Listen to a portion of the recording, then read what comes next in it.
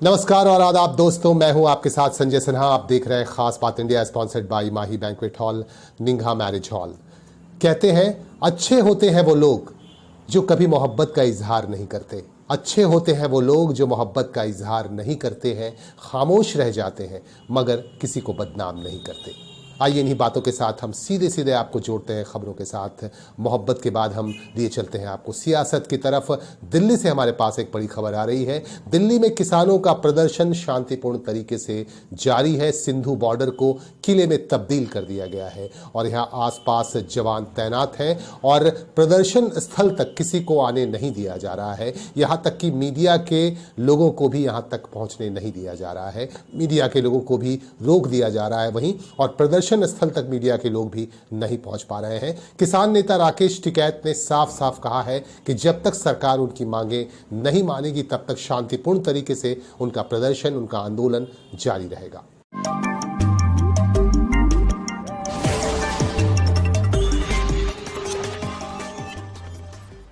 पश्चिम बंगाल के सालानपुर इलाके से काफी तादाद में अवैध शराब बरामद किए जाने के बाद आबकारी विभाग एक्शन में आ गई है। आबकारी विभाग की तरफ से आज झारखंड और बंगाल बॉर्डर एरिया पर नाका चेकिंग अभियान चलाया गया। डिबूडी चेक पोस्ट के पास आप देख सकते हैं कि नाका चेकिंग अभियान चलाया जा रहा है। हर वाहनों पर नजर रखी जा रही है और वाहनों को रोका जा रहा है और जांच की जा रही है, और इस जांच में अगर कोई ऐसी वस्तु मिलती है तो उस पर तुरंत एक्शन किया जाता है। इस तरह का अभियान यहाँ शुरू किया गया है। आप देख सकते हैं एक बार इन दृश्यों में कि किस तरह से यहाँ आबकारी विभाग के अधिकारी नाका चेकिंग अभियान चला रहे हैं। और एक अधिकारी से हमारे संवाददाता ने बातचीत भी की और बातचीत करके उनसे यह जानने की कोशिश की कि इस नाका चेकिंग के पीछे वजह क्या है। अचानक आबकारी विभाग की तरफ से इस तरह की नाका चेकिंग क्यों चलाई जा रही है? एक्सारसाइज चेकिंग এর কারণ বলতে আমাদের এখান থেকে যেমন বাইরে থেকে কোনো মাল আমাদের এখানে ঢুকলো বা কোনো স্প্রিট সেগুলো আমাদের রাজ্যে ঢুকলো, আমরা সেটাকেই বাধা দেওয়ার চেষ্টা করছি। দেখুন, এটা আমাদের যেহেতু এক্সাইজ সামনে স্টেট ইলেকশন আছে, তো এই কারণে আমাদের নাকা ডিউটিটা আগে ইলেকশনেও হয়েছে, এবারও হচ্ছে এটা এবং চলতে থাকবে। না, আমরা চেষ্টা করছি, যদি আসে আমরা অবশ্যই উদ্ধার করার চেষ্টা করব এবং এর জন্যই তো আমাদের এই নাকা ডিউটি। আপনার নাম? আমার নাম হচ্ছে সুকল্যাণ উপাধ্যায়, আমি সাব ইন্সপেক্টর, পশ্চিম বর্ধমান। कांग्रेस के पूर्व अध्यक्ष राहुल गांधी ने किसानों से कहा है कि वह 1 इंच भी पीछे न हटें, हम आपके साथ हैं। इस तरह की बातें राहुल गांधी ने आज संवाददाता सम्मेलन के दौरान कही। उन्होंने कहा कि किसानों को प्रदर्शन से पीछे नहीं हटना है। हालांकि उन्हें बार बार हटाने की कोशिश की जाएगी, लेकिन किसानों से उन्होंने अपील की कि कांग्रेस उनके साथ है, वो 1 इंच भी पीछे न हटे। राहुल गांधी का कहना है कि जो 3 मांगे हैं, किसान जो 3 मांगे कर रहे हैं, उन मांगों को अगर लागू कर दिया गया, कृषि कानूनों को लागू कर दिया गया, तो इससे छोटे किसानों को, व्यापारियों को बहुत नुकसान होगा और बड़े जो व्यापारी हैं, बड़े व्यापारी स्टॉक रख सकेंगे और बाजार का जो सिस्टम है वो काफ़ी ख़राब हो जाएगा। इससे किसानों को काफ़ी नुकसान पहुंचेगा। इस तरह की बातें राहुल गांधी ने कही और राहुल गांधी ने अपील की है किसानों से कि वह अपना आंदोलन जारी रखें।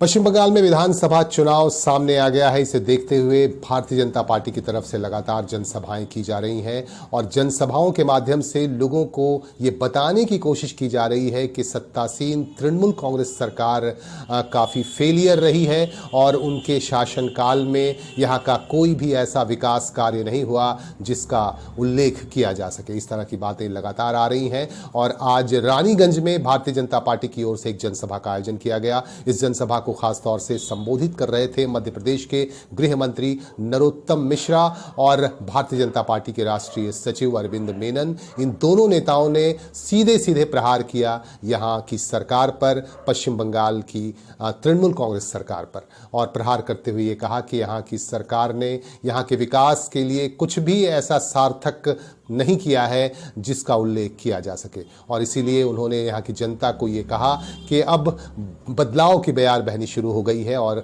अब भारतीय जनता पार्टी को पूरी तरह से आप अपना समर्थन दें। इस तरह की बातें यहाँ की जनता से इन नेताओं ने कही। स्थानीय नेतागण भी इस मौके पर खास तौर से मौजूद थे। हमारे संवाददाता जाहिद अनवर यहाँ के बारे में आपको बता रहे हैं विस्तार से।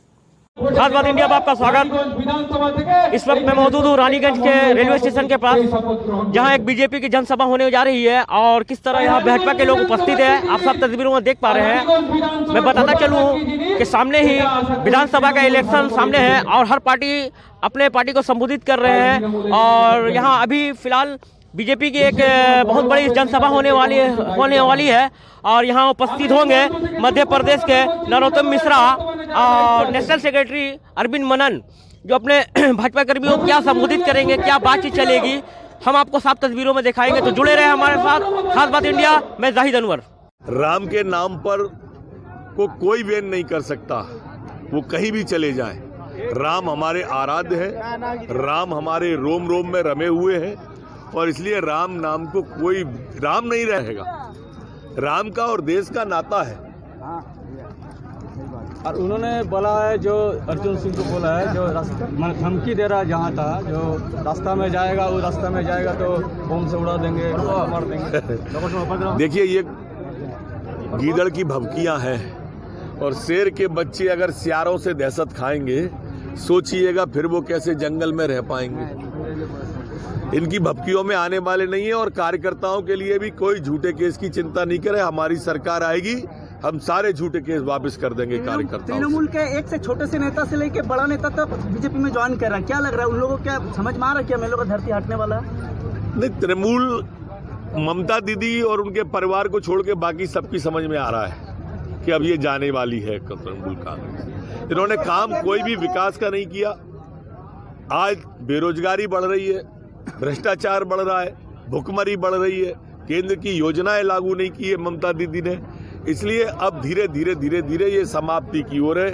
और जो हमारे केंद्रीय गृह मंत्री अमित भाई शाह ने कहा था कि चुनाव आते आते तक दीदी अपने परिवार के साथ अकेली रह जाएंगी, तो वो बाहर का कहती है और उनको घुसपैठिए घर के अंदर के नजर आते हैं। उनको पाकिस्तान से आने वाले, बांग्लादेश से आने वाले घर के नजर आते हैं। हमारी राष्ट्रीय पार्टी है।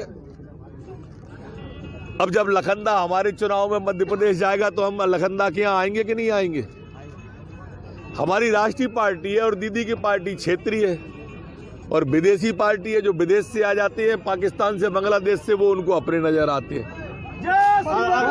मांग रही है दीदी, अब ये उनसे इस्तीफा मांग रही हैं जो भारत माता के माथे को गौरवान्वित कर रहे हैं, जो तिरंगे का सम्मान करते हैं, और उनके पक्ष में बयान दे रही हैं जिन्होंने तिरंगे को नीचा कर दिया, भारत का सर नीचा कर दिया। इससे दीदी की मानसिकता देश तोड़ने वाली ताकतों के साथ कैसी है, ये उजागर होती है। पश्चिम बंगाल के दौरे पर पहुंच रहे हैं देश के गृह मंत्री और वरिष्ठ भाजपा नेता अमित शाह। 31 जनवरी को अमित शाह बंगाल पहुंचेंगे और उनका दौरा फिर से शुरू होगा। वह इस बार किसी दलित के घर भोजन नहीं करेंगे, बल्कि एक ब्राह्मण के घर में वह भोजन करेंगे। और खबर आ रही है कि हावड़ा के बेलूड़ में एक ब्राह्मण परिवार रहता है, अमर मुखर्जी का ब्राह्मण परिवार रहता है। इसी परिवार के बीच बैठकर वह भोजन करेंगे। अमित शाह अपने समर्थकों के साथ यहां जाएंगे और अमर मुखर्जी के घर भोजन करेंगे। और इस बार यह अंदाजा लगाया जा रहा है कि इस बार काफी संख्या में तृणमूल कांग्रेस के विधायक और पार्षद अमित शाह की अध्यक्षता में यहां जनसभा में शामिल होंगे और पार्टी का दामन थामेंगे। आज आपको बता दूं कि राजीव बनर्जी ने आज पार्टी से इस्तीफा दे दिया। तृणमूल कांग्रेस के नेता राजीव बनर्जी ने आज तृणमूल कांग्रेस से अपना इस्तीफा दे दिया। ममता बनर्जी जो पार्टी सुप्रीमो है, उनको अपना इस्तीफा भेज दिया। और इसके बाद ऐसी चर्चा है कि 31 जनवरी को अमित शाह की जनसभा में वह अपने समर्थकों के साथ भाजपा का दामन पकड़ लेंगे। इससे पहले आपको बता दूं कि अमित शाह यहां आए थे और यहाँ के कद्दावर नेता शुभेंदु अधिकारी अपने 8 दर्जन सहयोगियों के साथ, 8 दर्जन विधायकों के साथ, पार्षदों के साथ उन्होंने भगवा का दामन पकड़ लिया था। और इस बार फिर अंदाजा लगाया जा रहा है, बल्कि इस तरह की बातें हो रही हैं कि इस बार भी काफ़ी संख्या में तृणमूल कांग्रेस के विधायक और पार्षद भगवा का दामन पकड़ लेंगे अमित शाह की जनसभा के दौरान।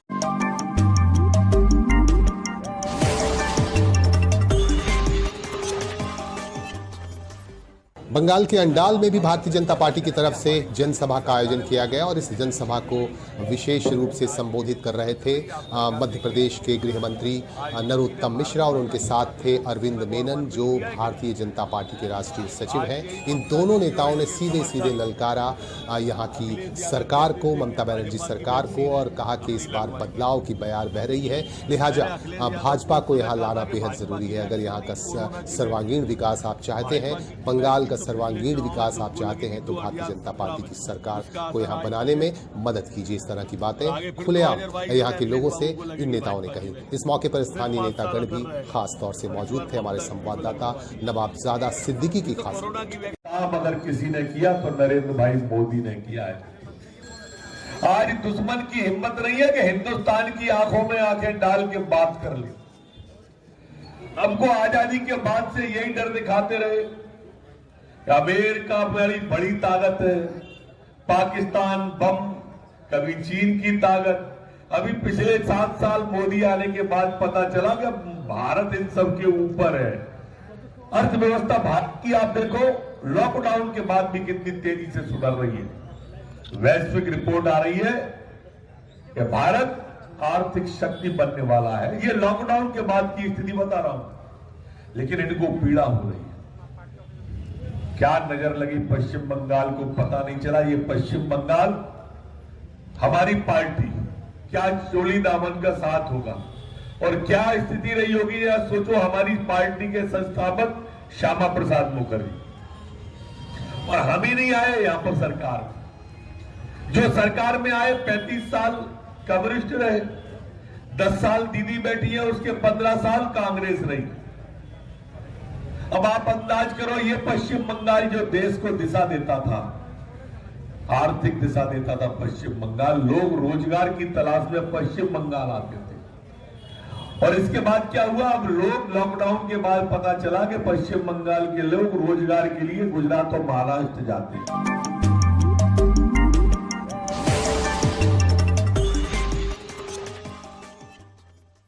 आसनसोल म्युनिसिपल कॉरपोरेशन ने व्यवसायियों की मांगों पर गंभीरता से विचार करते हुए एक बड़ी छूट दे दी है व्यापारियों को, व्यवसायियों को, और ट्रेड लाइसेंस में एक बड़ी छूट दी गई है। और ये बताया गया है कि आसनसोल म्युनिसिपल कॉरपोरेशन की तरफ से जो ट्रेड लाइसेंस बनाए जाते हैं और ट्रेड लाइसेंस बनाने इसकी प्रक्रिया को काफ़ी सरल कर दिया गया है और कैंप लगाए जा रहे हैं विभिन्न चेंबर ऑफ कॉमर्स की तरफ से, और इन कैंप के माध्यम से बिल्कुल सरल तरीके से, सरल विधि से ट्रेड लाइसेंस बनाया जा सकेगा। और इस संदर्भ में हमारे संवाददाता ने जामुड़िया चेंबर ऑफ कॉमर्स के सचिव अजय कुमार खेतान से बात की। Jamuria chamber of commerce and industry के सचिव अजय खेतान ने बताया कि 1 से 5 फरवरी और 5 से 8 फरवरी तक कैंप लगाए जाएंगे चेंबर कार्यालय में ही, और इस कैंप के माध्यम से लोग सरल विधि से ट्रेड लाइसेंस बनवा पाएंगे। अजय जी, आसनसोल नगर निगम की ओर से जिस तरह से ट्रेड लाइसेंस रिन्यूअल को सरल बनाने के लिए चेंबर कार्यालय में कैंप लगाए जा रहे हैं, तो जामुड़िया में इसकी शुरुआत कब से की जा रही है? आसनसोल म्युनिसिपल कॉरपोरेशन के द्वारा ट्रेड लाइसेंस को काफ़ी सरल कर दिया गया है। अगर आपको उसका रिन्यूअल करवाना है तो भी, नया बनवाना है तब भी। और Jamuria chamber of commerce and industries में नए ट्रेड लाइसेंस या पुराने ट्रेड लाइसेंस का नवीनीकरण के लिए 1 फरवरी से 5 फरवरी तक प्रथम चरण में, 8 फरवरी से 12 फरवरी तक द्वितीय चरण में 2 कैंप लगाए जाएंगे, जिसका समय होगा सुबह 11 बजे से 3 बजे तक का। आपके चैनल के माध्यम से Jamuria chamber of commerce and industries सभी व्यापारी भाइयों से आग्रह करती है कि बहुत प्रतीक्षित और बहुत पुराने जो व्यवसायी ट्रेड लाइसेंस नहीं ले पा रहे थे या ट्रेड लाइसेंस का अपना नवीनीकरण नहीं करा पा रहे थे, उनको इस शिविर का लाभ अवश्य उठाना चाहिए। ये लाइसेंस जो दिया जाएगा, ये कितने सालों तक के दिया जाएगा? अभी आसनसोल म्युनिसिपल कॉरपोरेशन ने एक बहुत अच्छी पहल की है कि आप 1 साल के लिए तो नवीनीकरण या नए लाइसेंस ले ही सकते हैं। साथ ही साथ इसमें एक ऑप्शन भी आपको दिया गया है जिसमें आप 3 साल तक के लिए कर सकते हैं, और वेयर हाउस और गोडाउन जो भाड़े पे लगाते हैं उनका भी नवीनीकरण कराना चाहें तो वो आप 5 साल तक के लिए कर सकते हैं। तो अजय जी, जो 3 साल या 5 साल की बात आपने कही, तो ये 2021 से लागू हो गई या पिछले जो मान लीजिए किसी ने 2017 तक नवीनीकरण कराया है, तो ये वहां से लागू हो रही है या 2021 से लागू होगा? नहीं, 2021 से ही लागू होगा, क्योंकि आपका पुराना अगर ट्रेड लाइसेंस बना हुआ है और किसी कारण से वो अभी रिन्यूअल नहीं हो पाया है 3 साल से, तो आप पहले अपडेट कराते हैं उसको, उसके बाद आप 3 साल के लिए अलग रिन्यूअल करा सकते हैं या 5 साल के लिए, जैसी आवश्यकता पड़ेगी उस तरह से। और इसके लिए डॉक्यूमेंट्स क्या लिए जा रहे हैं? डॉक्यूमेंट्स में बहुत ही सरल है। अगर नया ट्रेड लाइसेंस बनाना चाहते हैं आप, तो अगर आपका अपना मकान है तो उस मकान का मालिकाना का हक आपका कैसे है वो आपको प्रति देनी पड़ेगी उसकी, और साथ ही एक आईडी प्रूफ। और अगर लीज रेंट में है या भाड़े पे है तो आपको भाड़ेदार का मकान मालिक का एक नो ऑब्जेक्शन लेना पड़ेगा और साथ में एक आईडी प्रूफ लगाना पड़ेगा। धन्यवाद। आपका परिचय? Ajay Kumar Khetan, secretary Jamuria chamber of commerce and industry. Raniganj विधानसभा क्षेत्र के जेके नगर से हमारे पास एक खबर आ रही है। जेके नगर इलाके में स्वास्थ्य साथी कार्ड बनाए जा रहे हैं, लगातार सरकारी परियोजनाओं पर काम किए जा रहे हैं, लेकिन जिस जगह पर कैंप लगाया गया है उस जगह को बदलने की मांग करते हुए आज यहाँ के लोगों ने विरोध प्रदर्शन किया। इसके बाद पुलिस यहाँ पे पहुंची और पुलिस यहाँ आकर लोगों को शांत कराया। इस संदर्भ में बीडीओ को भी खबर भेजी गई है। তোমরা একটা জিনিস বুঝতে পারছো না, আমরা তো কর্মচারী, আমাদেরকে যেরকম বলবে আমরা সেরকম বলবো। তো ভিডিও আমার কোথায় আসবে? তো প্রধানকে বললাম, প্রধান বলছে ঠিক আছে আমি আসছি, ওই যে পুলিশকে পাঠাইছে, তো আমি কি করবো? আমাদের কি করণীয় আছে? কি বলছি যে 31 তারিখে শিওর হবে কিনা কি করে আমরা বুঝবো? হ্যাঁ 31 তারিখে তো বলছে ভিডিও শিওর কি করে আমরা শিওর দেখছেন তো যে হবে? বলছে তো হবে, আমি ওই ওদের কথা শুনে আমি বলছি, আমি ওর কথা শুনে বলছি 31 তারিখ হবে। রোববার হবে? হ্যাঁ রোববার হবে।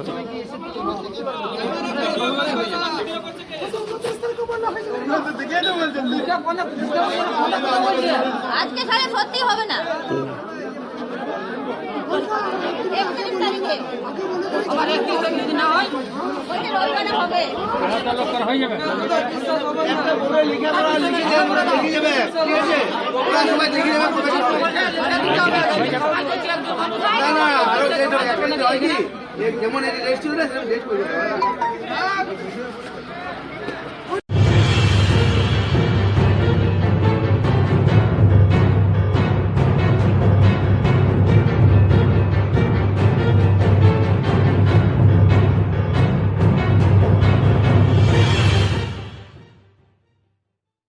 केंद्र सरकार द्वारा आम बजट पेश किया जाना है, इसकी तैयारी लगभग पूरी हो चुकी है।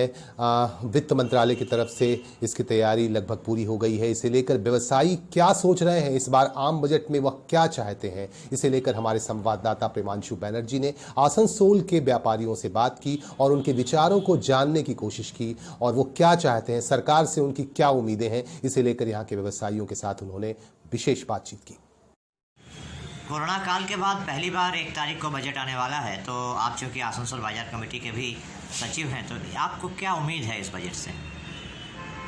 देखिए कोरोना काल में हम लोगों का बिजनेस पूरा ठप पड़ चुका है। बाजार एकदम नहीं है, बिक्री एकदम नहीं के बराबर है। सिर्फ दुकान खुल रहा है और शाम होते होते बंद हो रहा है। बिक्री नहीं का बराबर है। हम लोग चाहते हैं केंद्र सरकार से कि हम लोग खास करके व्यापारी वर्ग के लिए कुछ इस बजट में अनाउंसमेंट करे, जिससे हम लोग आज महामारी का दौर से जो गुजरे, हमारा जो नुकसान, हम लोगों का जो नुकसान हुआ है उसका भरपाई हो पाए।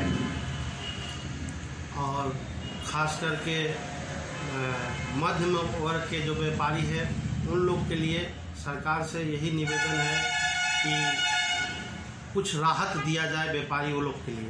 तो जो राहत पैकेज की घोषणा की गई थी कोरोना काल में, क्या उससे आप लोगों को कुछ फ़ायदा हुआ है? राहत पैकेज का घोषणा सिर्फ कागज़ में हुआ था और न्यूज़ में हुआ था, किसी को कोई फ़ायदा नहीं हुआ, किसी को राहत का पैकेज आज तक नहीं मिला। हम भी व्यापारी हैं, हमारा भी बाज़ार में कपड़े का व्यवसाय है, हमारे तरह बहुत सारे व्यापारी हैं। आसनसोल बाज़ार के अंदर में जितने भी व्यापारी हैं, किसी को कुछ भी सरकार की तरफ से राहत नहीं मिला। ये सिर्फ राहत कागज़ कलम पे ही था। आज तक किसी के हाथ पे ज़मीनी स्तर पे राहत का कोई शगुफा नहीं देखा हम लोग। आपका नाम? पिंटू गुप्ता।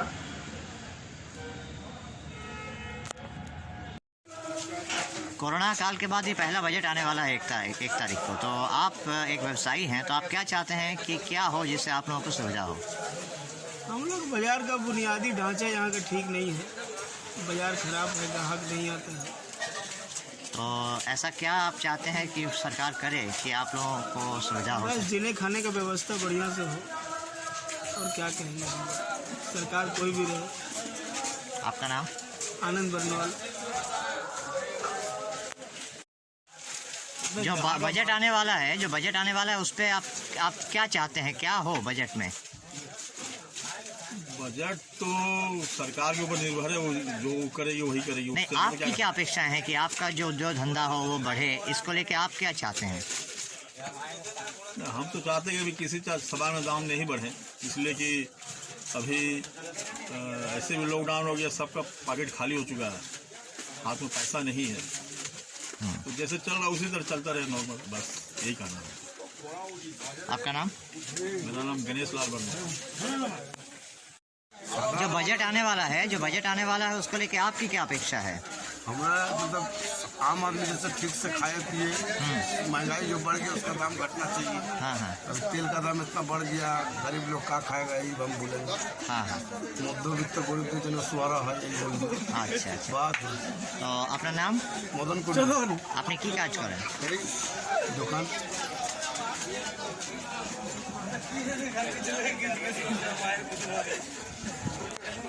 जो बजट आने वाला है 1 तारीख को, उसको लेकर आपकी क्या अपेक्षाएं हैं? देखिए, बजट जो आने वाला है उससे सभी को अपेक्षा है कि जो मिडिल क्लास हो और उससे लोअर जो मैंने छोटे से छोटे फैमिली को प्रॉब्लम हो रहा है, और मिडिल क्लास जो प्रॉब्लम हो रहा है कि लोग के पास पैसा नहीं है खाने के लिए।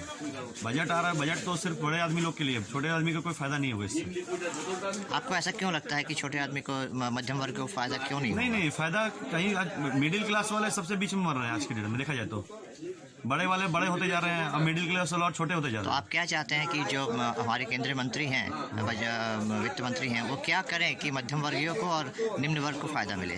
यही अभी करना, उनको देखना होगा कि इनके क्या क्या परिस्थिति के साथ क्या कौन झेल रहा है, कैसा झेल रहा है, किस तरह उनके साथ उसको आगे बढ़ने के लिए उनको तो मेन है पहला कि उसको देखना होगा क्या उनके साथ प्रॉब्लम क्या है, प्रॉब्लम को देखना होगा पहले। खाली ये हवाई ऊपर हवा चलने से नहीं होगा, वो देखना होगा, उसके आके बीच में आके देखना पड़ेगा उसको क्या प्रॉब्लम है, ये चीज को पहले देखना पड़ेगा। मतलब आपको लगता है कि हमारी जो नीतियां बनाते हैं वो लोग बिना स्थिति को समझे ही नीति बना देते हैं? हाँ, ये तो श्योर है कि वो लोग बड़े बड़े पूंजीपति को पूंजीपति बना दे रहे हैं, मिडिल क्लास को देखना, अरे ये मुझे क्या प्रभावी, मान लीजिए बहुत दिन से स्कूल बंद था, इसका क्या कहना है कि अभी फी लेना उचित है? 6, 7, 8 महीने जो कोरोना के लेके बंद था स्कूल, ये प्राइवेट स्कूल का फी लेना उचित है? पहले बताइए।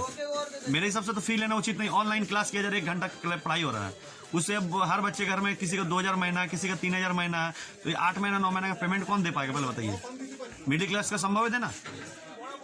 लोग किस तरह भी कोरोना काल में लोग के पास खाने का अवस्था नहीं, खाने के पास पैसा नहीं था, कोई इसके बारे में सोचा? खाली चावल दाल ये सब कोई राशन मिल जाने से नहीं होता है, उसके लिए और भी बहुत कुछ चाहिए होता है, तभी खाना बनता है। आपका नाम? मेरा नाम रोहित कुमार चौरसिया है। आप क्या करते हैं? मेरा बाजार में दुकान है, मुंशी बाजार में। पैसा होना चाहिए तो रहना चाहिए। 1 तारीख को जो बजट आने वाला है, उस बजट के लेकर आपकी क्या अपेक्षाएं हैं?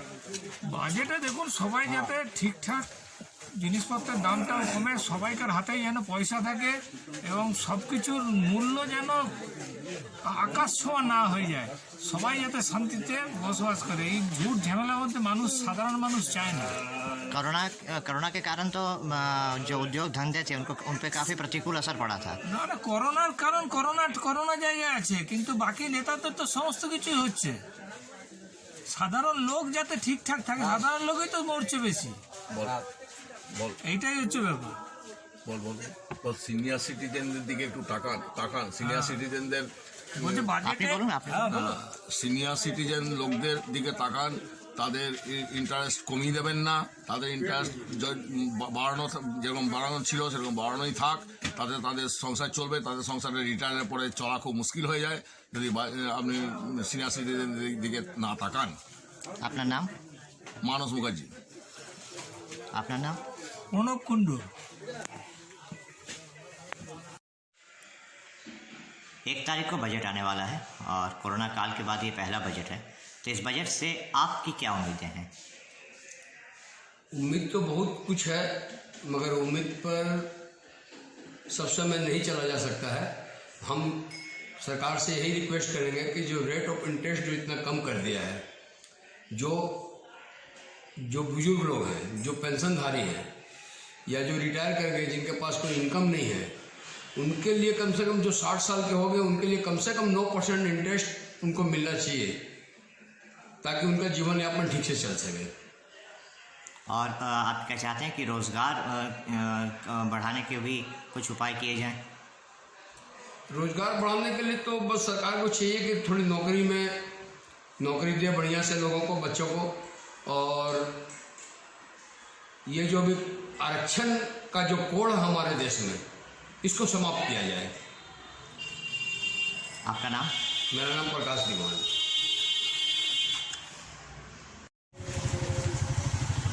अभी जो 1 तारीख को बजट आने वाला है, इसको लेके आप एक व्यवसायी हैं, आपकी क्या अपेक्षाएं हैं?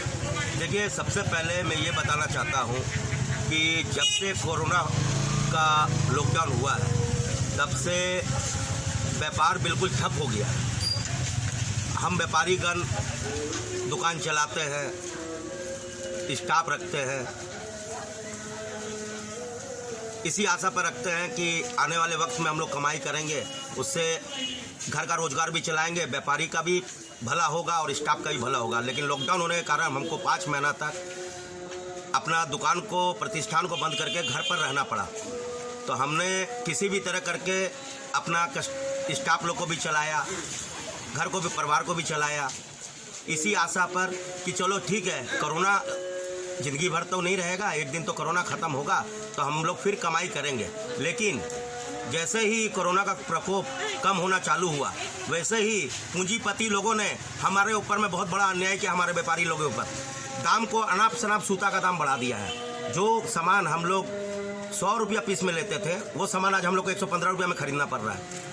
तो बजट से आपकी क्या अपेक्षा? बजट से ये अपेक्षा है हमारी कि ये पूंजीपति पर लगाम लगाए और जितना भी ये सूता वगैरह है, जिससे कि हम लोग का ये कच्चा धागा वगैरह का ये लोग दाम पर लगाम लगाए, ये लोग काला बाजारी खत्म कराइए, जिससे कि हम लोग पुराने वाले बजट के पहले वाले रेट पर माल ले सके और अच्छे रेट पर साधारण जनसाधारण जो हमारे पब्लिक है उनको जिस रेट पर हम लोग बजट कोरोना के पहले, लॉकडाउन के पहले जो रेट में हम लोग प्रदान कर रहे थे अपना सामान, उस रेट पर हम लोग प्रदान कर सके। हम लोग का यही आशा करते हैं मोदी जी से कि बजट ऐसा लाएंगे कि जिससे हम लोग को जितना तकलीफ हम लोग कोरोना के लॉकडाउन में जो हम लोग बर्दाश्त किए, वो सब खत्म होगा और हम लोग का दिन जो लॉकडाउन के पहले का जो सुनहरा दिन था वो वापस आएगा हम लोग के लिए। आपका नाम और आपका व्यवसाय? मेरा नाम है प्रदीप कुमार अग्रवाल।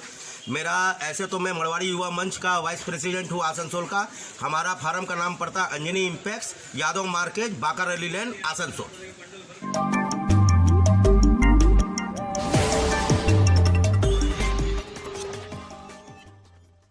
विधानसभा क्षेत्र के बराकर से हमारे पास खबर आ रही है। बराकर में मारवाड़ी विद्यालय के 133 छात्र छात्राओं को सबुज साथी योजना के तहत साइकिल दिए जाएंगे। इसी के तहत आज बहुत सारे छात्र छात्राओं को साइकिल दी गए और यह अभियान लगातार जारी रहेगा।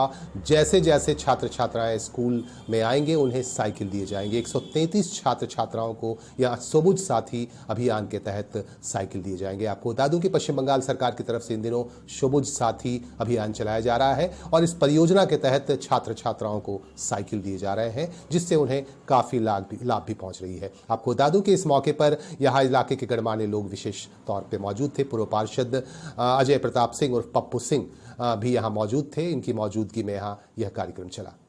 5 लाख तक एक परिवार को 5 लाख तक की इलाज की सुविधा फ्री में दिया जाए। प्रत्येक वर्ष ये सुविधा दी जाती है। ये बहुत बड़ी बात है और इसमें प्राइवेट नर्सिंग होम में भी लोग दिखा सकते हैं। ये सरकारी योजनाओं के मैं विषय में बात कर रहा हूँ, थोड़ा स्कूल से हटके। तो ये मुख्यमंत्री की अलग सोच है, हमारी माननीय मुख्यमंत्री श्रीमती ममता बनर्जी जी का। तो समय का ध्यान रखते हुए, क्योंकि बच्चे आए हुए हैं, बहुत बात इतने दिन के बाद घर से निकले हैं तो इतनी भाषण सुनने की उनको आदत नहीं, इतनी बात सुनने की नहीं, लेकिन जानकारी तो जरूरी है। आप जब घर से निकलें तो थोड़ी जानकारी भी आपको जरूरी होनी चाहिए कि समाज में क्या चल रहा है, अभी राज्य में क्या चल रहा है, आपके जिले में क्या चल रहा है, आपके शहर में क्या चल रहा है। तो आपको हम लोग जानकारी देना चाह रहे हैं झारखंड के कुमारधुबी स्टेशन से हमारे पास खबर आ रही है। झारखंड के कुमारधुबी स्टेशन पर एक छात्रा ट्रेन से गिरकर घायल हो गई, जिसकी वजह से उसकी स्थिति काफ़ी ख़राब हो गई। घायल स्थिति में उसे अस्पताल ले जाया गया। आरपीएफ के जवानों ने उसे अस्पताल में दाखिल कराया और उसके बाद उसे आसनसोल के अस्पताल में भेज दिया गया और आसनसोल के रेलवे अस्पताल में उसका इलाज चल रहा है। आपको बता दूं कि आसनसोल के बुधा इलाके की रहने वाली कुसुम कुमारी झारखंड से लौट रही थी आसनसोल की तरफ। इसी के दौरान ट्रेन से गिर जाने की वजह से वह बुरी तरह घायल हो गई और घायल होने के बाद आरपीएफ के जवान यहाँ पहुंचे और आरपीएफ के जवानों की देखरेख में उसे अस्पताल पहुंचाया गया। आपको बता दूं कि इस संदर्भ में हमारे संवाददाता ने आरपीएफ के एक जवान से बात की, आरपीएफ के एक अधिकारी से बात की जो प्रभारी हैं कुमारधुबी के, और नितिन कुमार से हमारे संवाददाता ने बात की। ठीक है, ठीक है, ठीक है सर, ठीक है भैया।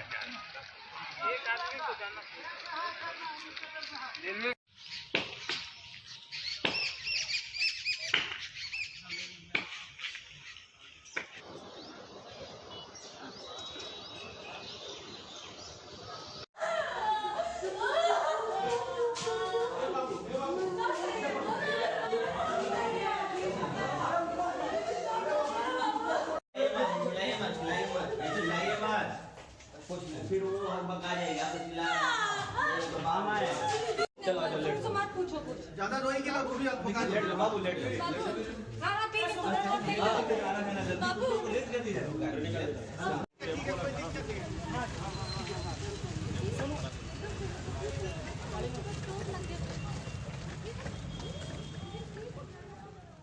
जामुड़िया में सोनथालिया परिवार की तरफ से शाकंभरी माता का जागरण कराया गया और इस जागरण के दौरान भजन गायकों ने समा बांध लिया। मुख्य तौर से मनोहर पारिक इस मौके पर मौजूद थे, जिन्होंने अपने भजनों से यहाँ का समा बांध दिया और माँ शाकंभरी को हृदय से याद किया गया और यहाँ के लोगों ने माँ शाकंभरी की पूजा अर्चना भी की और भजन में श्रद्धा के साथ हिस्सा लिया। इस मौके पर सोनथालिया परिवार के तमाम लोग मौजूद थे और इनकी मौजूदगी में यहाँ शाकंभरी माता राजेंद्र सोनथालिया खासतौर से मौजूद थे और दूसरे लोग भी मौजूद थे सोनथालिया परिवार से जुड़े हुए और उनकी मौजूदगी में यहाँ ये कार्यक्रम चला। तेरी ही रहमत से मैया, तेरी ही रहमत से मैया, मैं तो बोलता हूँ कि मेरी मैया की रहमत से मेरा गुजारा चलता है, यही चलाती है। तेरी ही रहमत से चलता हो, तेरी ही रहमत से चलता मैया मेरा गुजारा, तेरा ही साथ लगता प्यारा माँ प्यारा, माँ प्यारा, माँ प्यारा, एक तेरा ही साथ लगता प्यारा प्यारा। आपको तो खाली कॉल रखिए मैया में परिवार का है, ये बेस लाइन है। बेस लाइन मतलब हर एक के दिल की बात है।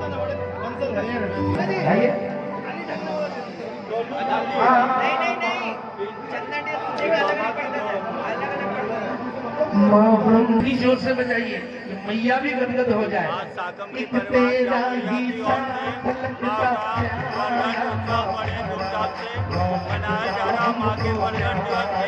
सभी को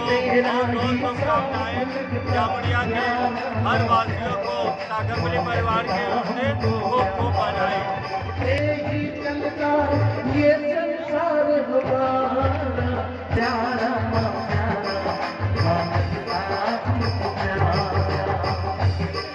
पटना से प्रमोद कुमार प्रेमी ने खास बात इंडिया को मैसेज किया है। प्रमोद कुमार प्रेमी कहते हैं कि खास बात इंडिया में हम बॉलीवुड की खबरें भी देखना चाहते हैं। प्रमोद जी, बॉलीवुड की खबरें अगर आप देखना चाहते हैं तो ऑनलाइन बहुत सारी ऐसी वेबसाइट्स हैं, ऐसी खबरें देने वाली बहुत सारी वेबसाइट हैं। आप उन वेबसाइट्स पर जाएं और उनका सब्सक्रिप्शन लेके आप सीधे सीधे बॉलीवुड की खबरें देखें। चूँकि खास बात इंडिया राजनीति की खबरें ज़्यादा दिखाती हैं, सामाजिक राजनीति। हालांकि बॉलीवुड की से जुड़ी हुई खबरें भी हम आप तक पहुंचाते हैं, लेकिन प्योर बॉलीवुड की खबरें हम नहीं दिखाते हैं। इसीलिए हमारी ये सलाह है कि आप किसी ऐसे साइट पर जाएं, ऑनलाइन आप देख सकते हैं, बहुत सारे ऐसे साइट हैं, यूट्यूब पर भी जाकर आप देख सकते हैं, बहुत सारे ऐसे चैनल्स हैं जो बॉलीवुड की खबरें दिखाती हैं। बहुत बहुत धन्यवाद, आपने हमें मैसेज किया। इन्हीं बातों के साथ हम लेंगे आपसे विदा। आप हमारे साथ बने रहें, अपने सुझाव हम तक पहुंचाते रहें। बहुत बहुत शुक्रिया आप सभी का। नमस्कार।